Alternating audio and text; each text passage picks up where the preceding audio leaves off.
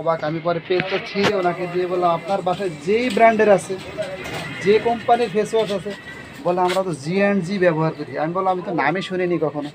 জি নাম শুনছেন কোনো দিন? আসসালামু আলাইকুম। ফেয়ার অ্যান্ড লাভলি ফেস এটা ওয়াশ। হলো না না এর উল্টো হয়েছে। এই যে এই হলো এটা হলো এশিয়ার ফেস ওয়াশ আর হলো পন্স ফেস ওয়াশ দিয়ে আমরা এবার ফ্যান দেন, গরম লাগবে। ফ্যান ছেড়ে দেন।